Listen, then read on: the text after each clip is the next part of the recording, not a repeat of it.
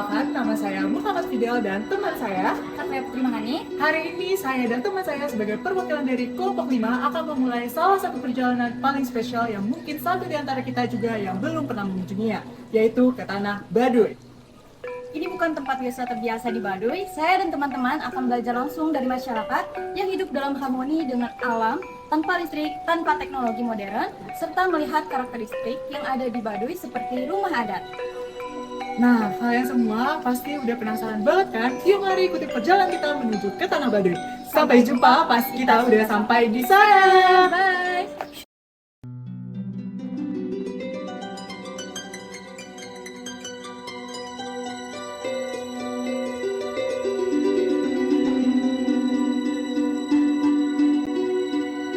Di balik setiap perjalanan, selalu ada cerita. Lorong sempit ini menjadi saksi bisu dari langkah-langkah kecil menuju pengalaman besar. Setiap wajah di dalam bis ini membawa harapan, membawa cerita yang berbeda. Tapi tujuan mereka satu, belajar, menjelajah, dan tumbuh. Dan begitulah perjalanan dimulai. Dalam diam, dalam kebersamaan, dalam semangat yang tak selalu terlihat tapi selalu terasa.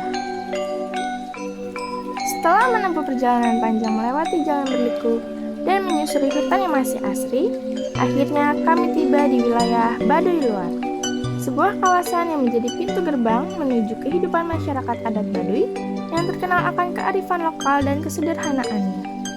Suasana tenang dan udara segar langsung menyambut kami. Berbeda jauh dari hiruk-pikuk perkotaan, langkah kaki kami terasa ringan saat melewati jembatan bambu yang menghubungkan dunia luar dengan komunitas yang hidup selaras dengan alam. Rumah adat Baduy Luar dibangun masih menggunakan paku dan pasak kayu. Atapnya dari daun kirai, dirancang tahan panas dan hujan. Dindingnya terbuat dari bambu dan papan kayu tanpa cat, yang mempertahankan kesan alami dan sejuk. Rumah-rumah ini berdiri di atas tiang sebagai bentuk penghormatan terhadap tanah dan dirancang sesuai aturan adat, mulai dari arah hadap hingga jarak antar rumah. Dinding rumah adat Baduy terbuat dari anyaman bambu bermotif vertikal atau kepang, dengan bagian atas longgar dan bawah rapat untuk sirkulasi udara. Kalau aku searching di internet itu katanya rumah adat Baduy itu atapnya itu kayak ada simbol gitu ya? Tergantung kita aja sebenarnya. Jadi kalau ada yang panjang namanya injukan ya, kita juga sama bisa pakai. Itu nggak ada kayak tanda apa gitu, itu nggak apa-apa. Cuman itu kalau pengen kita nggak apa-apa bikin.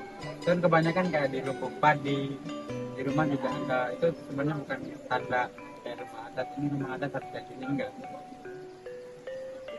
Di rumah warga juga bisa. Mau aja gitu.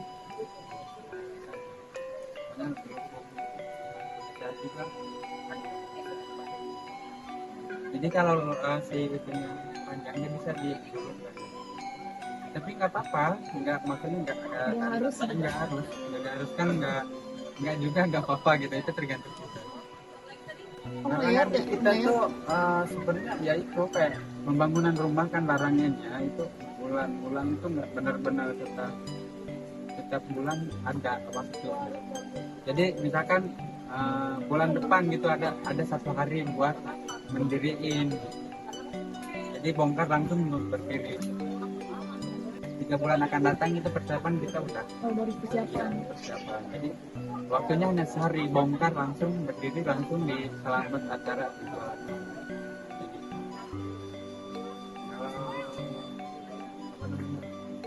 Larangan seharian ya, kemarin kan itu ya, seluruhan Baduy Luar itu larangan ngapain kan, misalkan urus bahan rumah itu nggak boleh. Intinya kerja lah, nggak nyapu depan rumah nggak boleh, misalnya lagi ada acara nggak di dalam. Gimana? Kita tahunya pasti ada. Kalau kita kan setiap tahunnya tuh sakral untuk namanya kawalu, ngerayain kayak apa sih namanya, setelah panen padi. Oh, Jadi kayak keselamatan nggak sih? iya selamat. Kalau untuk tadi kan pembangunan rumah itu setiap bulan itu pasti ada pembangunan ya. Nah itu saat pembangunan itu ada ritualnya sendiri nggak? Ada. Ada ritualnya Kita sendiri. meminta untuk ke ketua adat begitu. Intinya kita nyari kayak lowongan bulan yang intinya kan bulan yang tertentu bisa dibikin berdiriin rumah, bikin rumah. Kalau bikin kan kalau misalkan udah diberiin selama 1 bulan kan nggak apa-apa dikerjakan. Kalau untuk rotan dindingnya sendiri itu ada aturan ya? Ya ini bambu. Kalau untuk itu nggak ada aturan. Kalau misalkan ada yang motif, ada yang biasa kan ya, itu tergantung kita. Ada yang motif kayak kembang, kayak bata gitu, itu tergantung kita. Mau di motif bisa, mau nggak kayak biasa motifnya nggak apa-apa. Itu tergantung kita. Tapi kata saya tadi kan lebih banyak bahannya tuh dari bambu sama kayu. Yang lain kan apa? Cuman atapnya dari